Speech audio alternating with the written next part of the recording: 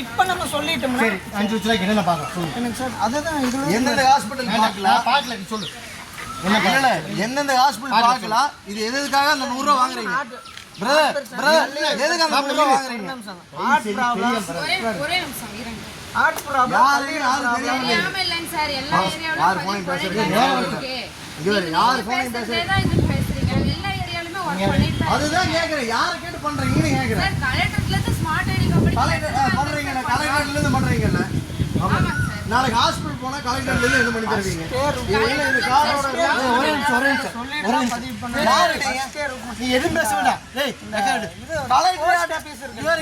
ஒரே நிமிஷம் கவுன்சிலர் யாருன்னு திருப்பூர் மாவட்டம் பல்லடம் அருகே பணப்பாளையம் பகுதியில் 5க்கும் மேற்பட்டோர் வீடு வீடாக 100 ரூபாய் வசூல் செய்தனர். மத்திய மாநில அரசுகளின் சுகாதார திட்டத்தின் கீழ் பொதுமக்களுக்கு ஸ்மார்ட் கார்டுகள் வழங்குவதற்காக 100 பெறுவதாக அவர்கள் அப்பகுதியைச் சேர்ந்த பாஜகவினர் தடுத்து நிறுத்திய போது கூறியதால் அதிர்ச்சி அடைந்து இலவசமான திட்டத்திற்கு எதற்காக 100 ரூபாய் வசூல் செய்கிறீர்கள், நீங்கள் யார் என்று பரபரப்பான வாக்குவாதம் செய்தனர். அப்போது ஆவணங்களை சரிபார்த்த நிலையில் தாராபுரத்தைச் சேர்ந்த வட்டார வளர்ச்சி அலுவலரிடம் கையொப்பம் பெற்ற ஆவணத்தை வைத்துக்கொண்டு பல்லடத்தில் இதுபோன்று 100 வசூல் செய்ததால் இப்பகுதியைச் சேர்ந்த பாஜகவினர் இதன் நகர தலைவர் பன்னீர்செல்வம் தலைமையில் சிறைபிடித்து வாக்குவாதம் செய்தனர். இதனால் பரபரப்பு ஏற்பட்டது. தொடர்ந்து மாவட்ட நிர்வாகத்தின் விசாரணையில் இச்சம்பவம் தற்போது உள்ளது. இவங்க இந்த மாதிரி பண்ணிட்டு இருக்கிறது மத்திய அரசுக்கும் ஆளும் பாரதிய ஜனதா கட்சிக்கும் பிரதமர் மோடிக்கும் தான் கெட்ட பெயராகும்.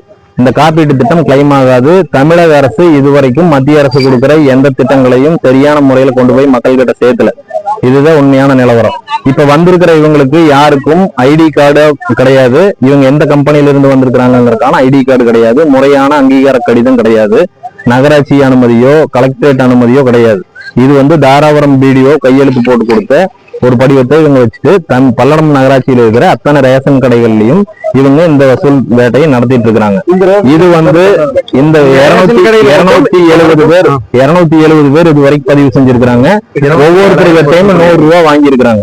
நாங்க கார்டு கேட்கறவங்க கிட்ட மட்டும்தான் கார்டோட செலவு 100 ரூபாய் வாங்குறேன்னு சொல்றாங்க. அப்ப கார்டு வேண்டாம்னு சொன்ன எத்தனை பேருக்கு இலவசமா போட்டு கொடுத்தீங்கன்னு கேட்டா ஒருத்தருக்கும் கூட இலவசமா போட்டு கொடுக்கல.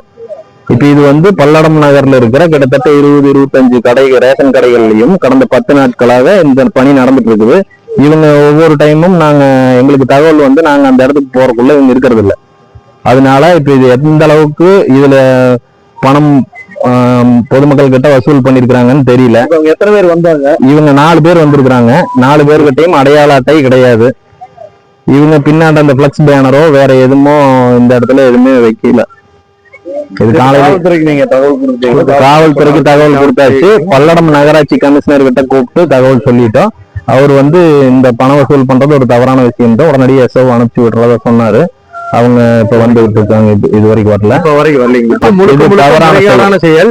இதுக்காக நம்ம ஒரு 2 மணி நேரத்துக்கு முன்னாலே நகராட்சி நிர்வாகத்தோட ஒரு தகவல் சொல்லி இப்ப வரைக்கும் நகராட்சி நிர்வாகத்துல இருந்து ஆள் வரல. அவங்கள கேட்டா அவங்க என்ன சொல்றாங்கன்னா, இங்க இருக்கும் திமுக அரசாங்கத்தின் கவுன்சிலர்கிட்ட நாங்க தகவல் சொல்லிட்டு தான் இதெல்லாம் நாங்க பண்ணிட்டு இருக்கிறோன்னு ஒவ்வொரு முறையும் சொல்றாங்க. இது இங்க பல்லட நகராட்சியில் இருக்கிற 30 to 32 நியாய விலை கடைகளையும் முன்னாலையும் இது நடந்துட்டு இருக்குது. இவங்க ஒரே ஒரு தாராபுரம் நகராட்சி அனுமதியை வச்சு இது முழுக்க பல்லட நகராட்சியில இதை பயன்படுத்திட்டு இருக்கிறாங்க. காவல்துறைக்கு அனுமதி தகவல் சொல்லி காவல்துறையிலிருந்து வந்திருக்காங்க. இல்லை ஆக்சுவலி வந்திருக்காங்க.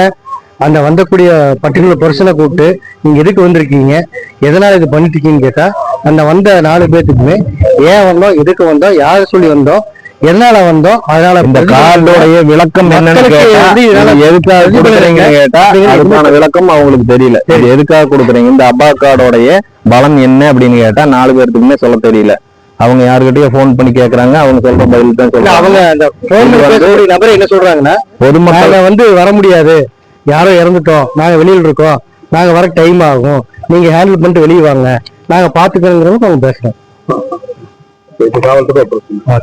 காவல்துறை இது சம்பந்தமா வட்டாட்சியர்கிட்டையும் நகராட்சி கமிஷனர்கிட்டையும் நாளை கலெக்டரேட் அலுவலகத்திலும் முறையானபடி புகார் தெரிவிக்கப்படும்.